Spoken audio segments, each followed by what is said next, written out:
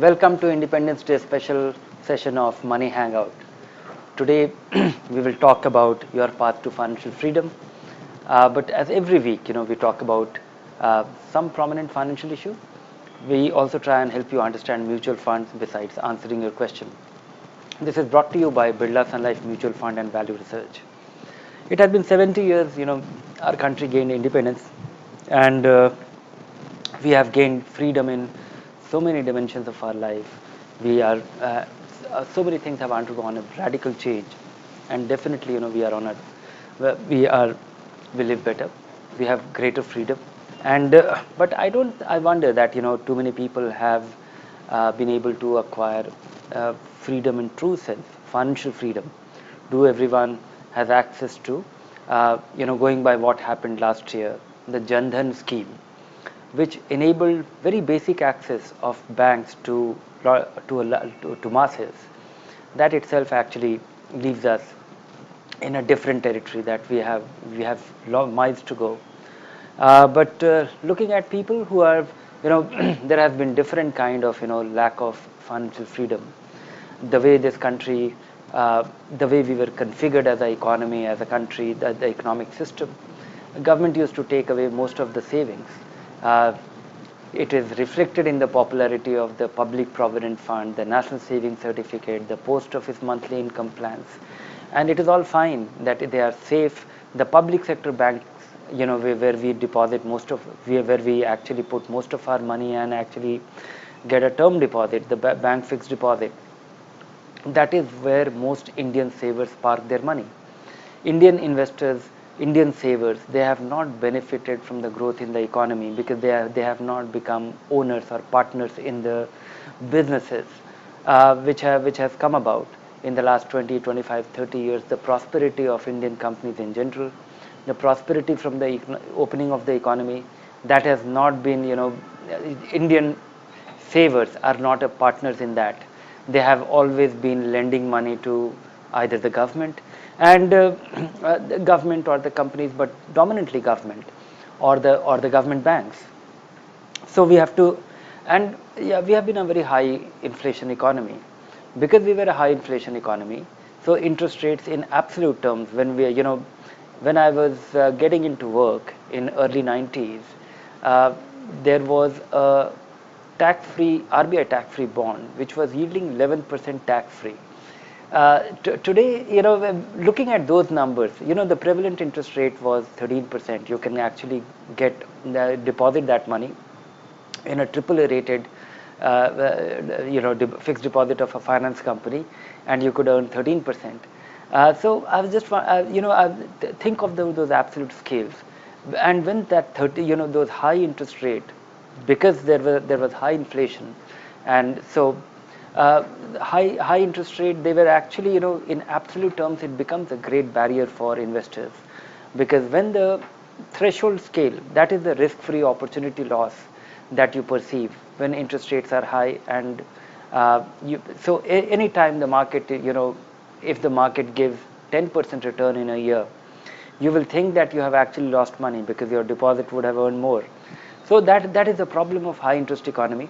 Also, there are other problems that every business, every individual has to go about renegotiating their contracts every year, because the previous earlier agreed arrangement is no longer valid because of the inflation. But that is a more systemic problem that is getting addressed. So that is how India became a fixed income country. Today, if you look at all the accumulated legacy fixed investments made by Indians, a good part of it is still fixed income, and people have deep belief in that. Investors have, and the other fallout of this problem was that investors came into equity only in a very tactical way. Once in a while, investors in the last 20, 25 years or 30 years sometimes invested in stock market, and that sometime used to be a point when the market was doing well, market was looking tempting or attractive, and so that was a great recipe for a long-term disaster. Investors always bought high and sold low because markets are cyclical, they were never regular. Things are changing, it is changing gradually.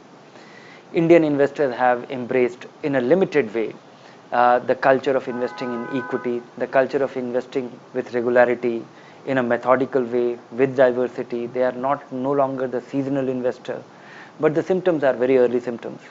I think investors are well on their way. If this actually gets deep rooted, if this practice establishes, if investors are able to develop a belief in the way they conduct as investor, allocating long-term money to investments in a methodical way, which is not, and they will actually ride out the cyclicality of the market. They become long-term owners of, directly or indirectly, they become long-term owners. And that is the whole idea of the equity story. That is the whole premise of owning equity. And that is happening in a limited way. The things that we see around us, I don't think it will take very long for Indians to actually move from being a fixed income investor, or fixed income, a country of fixed income investor, to even in a limited way equity investor for the long term. And that will actually help you acquire the financial freedom. There are a couple of things which my editorial team has put together, that few things which one should not be doing. There are certain things, if you actually take it to your heart, it will help you acquire financial freedom. First is define the financial freedom for yourself. That itself will be a very useful reminder. It will be, if you think silently, quietly about yourself, that what does financial freedom mean to you? What will you have financially, so that you feel little sure of yourself? That itself will be a very interesting exercise. This is a private exercise. Nobody else can actually help you do this. Then come some of the basics which you should avoid. I think most of the financial freedom can be acquired by avoiding the mistakes, avoiding some of the widely prevalent views or thoughts. One is that you just have to save early. Start saving early and save as much as possible in your early years. Time is crucial. Then comes avoiding the high cost debt at any cost. Sometimes I find it quite shocking that credit card debt, which youngsters generally unable to resist their temptation, they go about spending in the early stages of their career. And the cost of that borrowing, the money that you spend which you don't have, you end up borrowing money on it, and credit card enables easy access. And that is the most expensive credit card, that is the most expensive borrowing you can do. None of your investments will ever produce that return. It ranges between 36% to 48% annually. Most of the time we think that it is a short-term thing. You have borrowed 10,000 rupees and you'll give it back in a month or so. But then it becomes a habit, and it's a bad habit to form in early stages. Many a times we get fooled by something too good to be true, but the charm of a fancy return promise is very hard to ignore. So we fall for it, and we fall badly. That leads to a fall of a very nasty kind, and that fall is actually just not a fall. The fall is actually a disbelief in a system. Many a time this disruption actually makes us ultra conservative. We stop thinking rationally even when somebody suggests a good idea. So keeping away from the nonsense, something too good to be true, you just have to keep away. That doesn't mean you have to keep away from everything. And be methodical and approaching, don't complicate things. You need very few things to really succeed financially. And last episode itself, last week we talked about how you can achieve financial freedom with great simplicity. 5-7 things which you should do, and that's all there to it.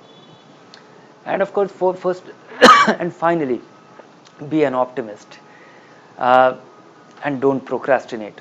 Of course, before being an optimist, I would say that don't procrastinate, because for 2-3 years I have been now in touch with investors. All the mails that I see, the kind of questions which investors ask, everybody is waiting for that correction.